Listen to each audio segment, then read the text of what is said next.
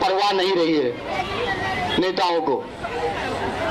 तो भाइयों, आज जो इस कैंडिडेट की हम बात कर रहे हैं वो सभी हालातों से गुजर चुके हैं। कोई बड़े नेता नहीं है, ना उनके पास कोई बैकग्राउंड है कि वो घर से निकले तो सोचे कि आज कौन सी गाड़ी में जाना है, BMW में जाना है, इनोवा क्रिस्टा में जाना है या रेंज रोवर में जाना है। एक जोड़ी चप्पल है, किया हुआ है, बहुत ही सेवा की है यहाँ के लोगों के लिए पिछले 35 सालों से। जब यहाँ पर बस्ती बस रही थी तो उस वक्त बस्ती बसाने का भी काम उन्होंने काफी बखूबी से किया। उनका यहाँ पे ऑफिस भी था, लास्ट में वो जाते जाते वो अपने ऑफिस को भी जो है दे दिए। अगर वो चाहते तो यहाँ पे बहुत कुछ कर सकते थे, लेकिन उन्होंने लालच नहीं किया। उनके अंदर एक पैसे का करप्शन नहीं है। पिछले 28 सालों से मैं उनसे जुड़ा हूं और उनके हर चीजों से मैं वाकिफ हूं।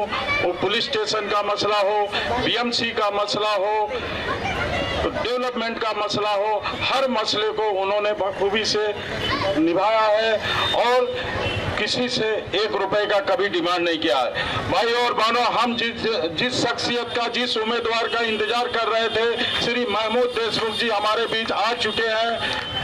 हम उनका तहे दिल से शुक्रिया अदा करते हैं। धन्यवाद। महमूद भाई आगे बढ़ो, हम तुम्हारे साथ हैं।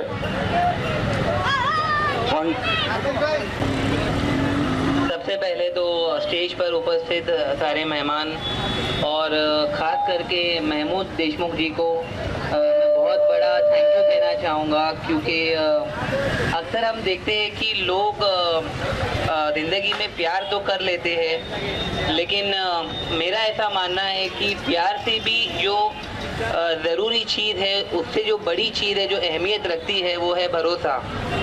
और आज महमूद भाई और उनकी टीम ने हमारे ऊपर जो भरोसा किया है, ख़ास तौर पर मैं मीडिया फ्रेटर्निटी से आता हूँ, तो मुझे ऐसा लगता है कि प्यार, भरोसा जो है वो प्यार से भी ज़्यादा अहमियत रखता है।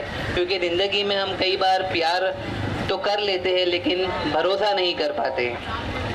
एक शायर ने क्या खूब कहा है कि चांद तारों के जो खुद हो मोहताज, चांद तारों के जो खुद हो मोहताज, भीख मांगो ना उनसे उजालों की, बंद आंखों से कुछ ऐसा काम कर जाओ, बंद आंखों से कुछ ऐसा काम कर जाओ कि आंख खुल जाए आंख वालों की। साहब,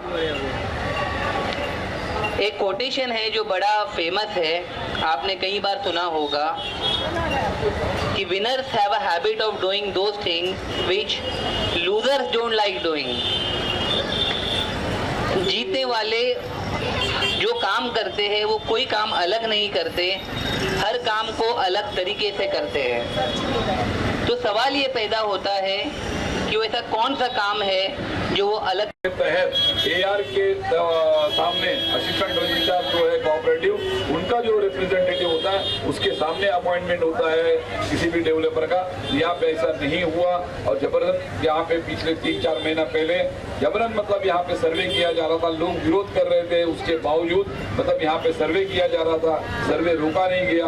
क्यों? उसकी वजह है लोग यही चाहते थे। लोगों का देखिए, डेवलपमेंट को विरोध नहीं है लोगों का, आप समझिए, लोगों का विरोध डेवलपमेंट को नहीं है। लोग ये चाहते हैं कि भाई डेवलपमेंट होना चाहिए, लेकिन डेवलपर कौन है, वो क्या कैसे घर बनाएगा, हमको कहाँ घर देगा, ये लोग जानना चाहते हैं। लेकिन किसी ने उनके सामने इस बात का खुलासा नहीं किया।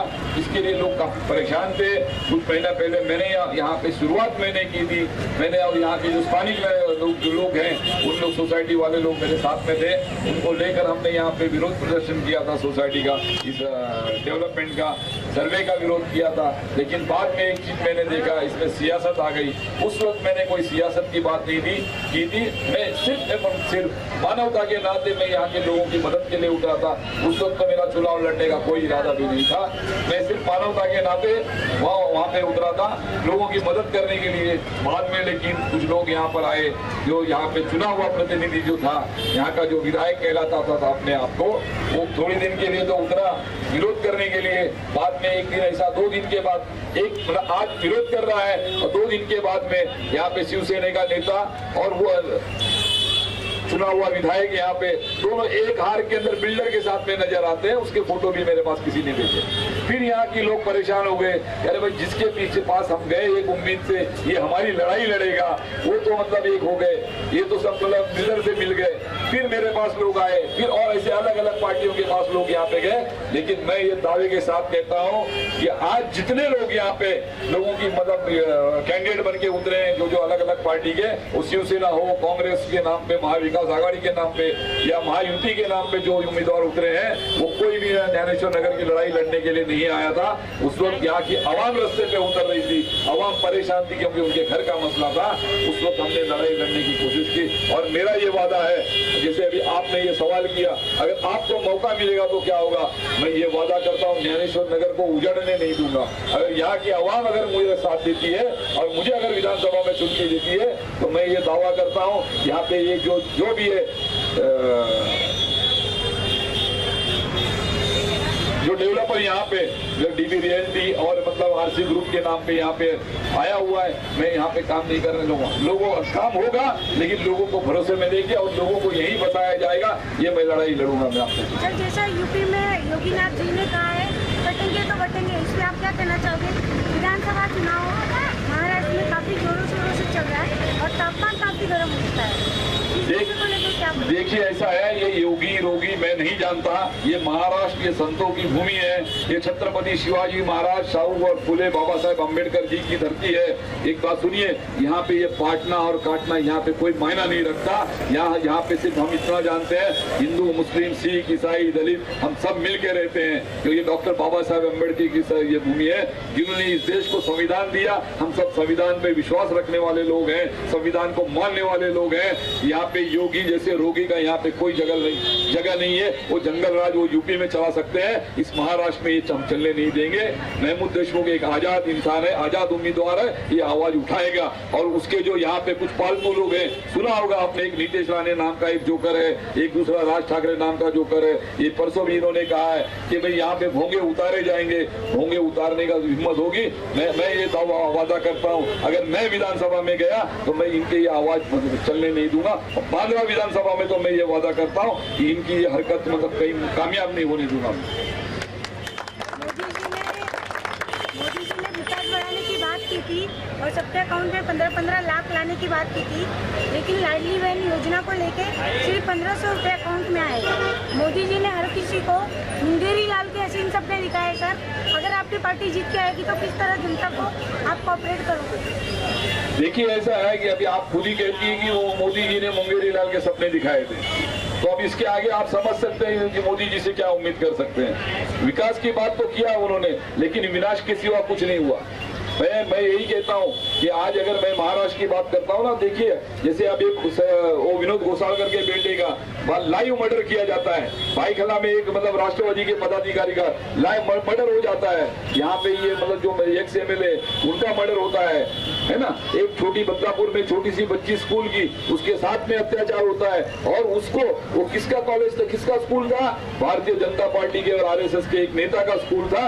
तो वो केस को दबाने के लिए उसको भी मतलब शूट आउट किया जाता है, मार दिया जाता है। तो ये अपने ये गुनाहों पे पर्दा डालने का काम करते हैं। मैं आपको एक बात बताना चाहता हूँ कि यहाँ पे इनकी दादागिरी नहीं चलेगी। ये महायुति की सरकार जो है ये अब जाने वाली है और आने वाले कल में ये मैं कहता हूँ कि मैं महाविकास आघाड़ी की सरकार आएगी। यहाँ पे जो भी सरकार बनेगी वो छत्रपति शिवाजी महाराज और डॉक्टर बाबा साहेब अम्बेडकर, साहू और फुले अम्बेडकर जी को मानने वाली सरकार बनेगी। ये मैं इतना वादे से कहता हूँ। यहाँ पे ये सब नहीं चलेगा, मान लेना।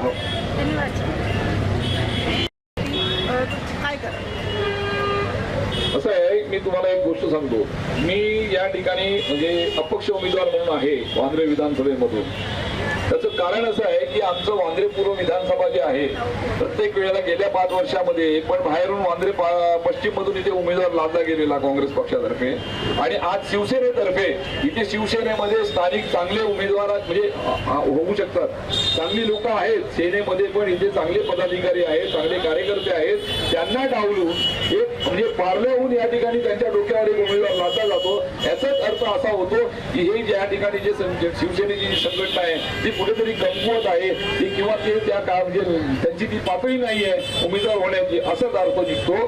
तर म्हणून कसं आहे, उमेदवार पण महाविकास आघाडीचा उमेदवार पण बाहेरून आलेला आहे आणि महायुतीचा उमेदवार जो आहे तो पण म्हणजे अजित पवार नावाला अजित पवार गटाचा आहे पण तो भारतीय जनता पक्षाचा आहे ना, तो देखील वांद्रे पश्चिम मधून आलाय.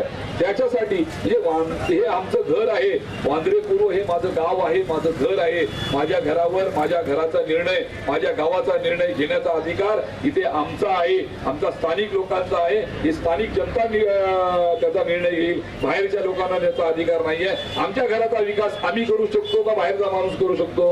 मला सांगा ना. त्यांना विचारा, तुम्ही तुमच्या चॅनलच्या माध्यमातून त्यांना विचारा की वांद्रे पूर्व मतदारसंघाबद्दल या उमेदवारांना, जे वरुण सरदेसाई असेल किंवा जिशान सिद्दीकी असेल, यांना काय माहिती आहे, किती माहिती आहे, इथले प्रश्न त्यांना माहीत आहेत का, त्यांनी किती प्रश्न सोडू शकतात ते.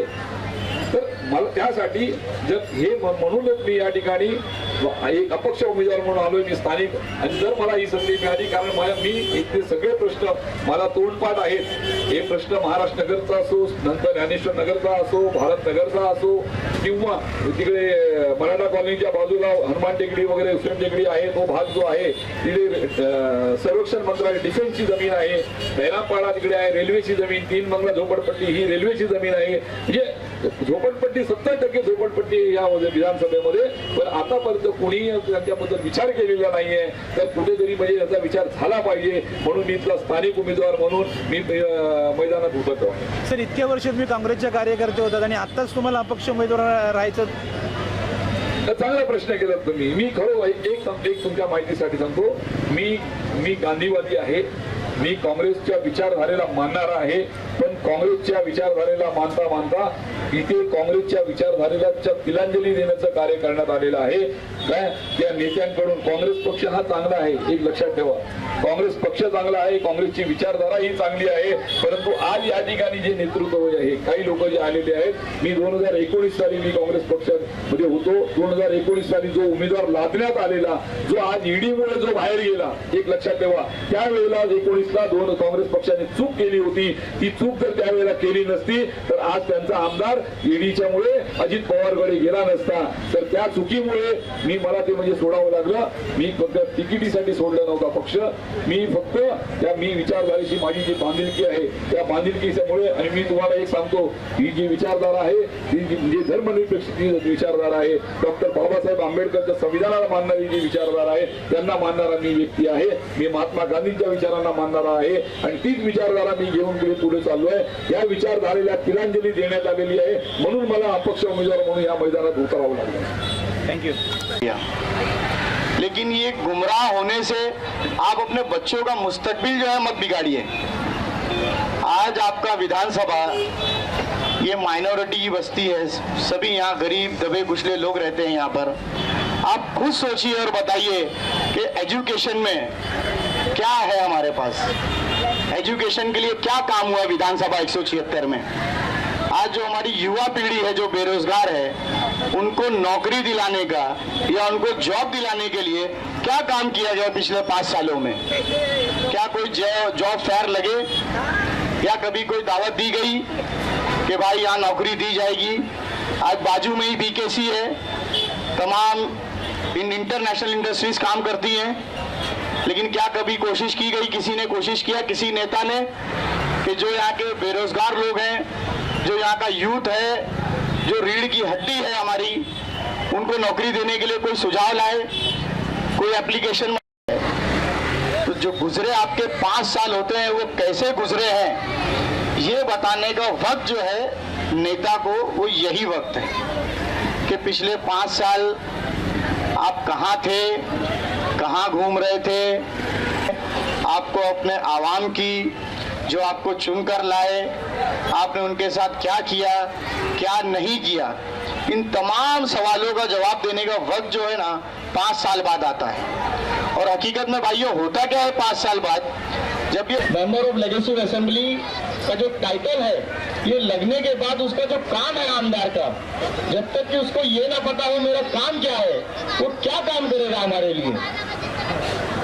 आज आमदार का काम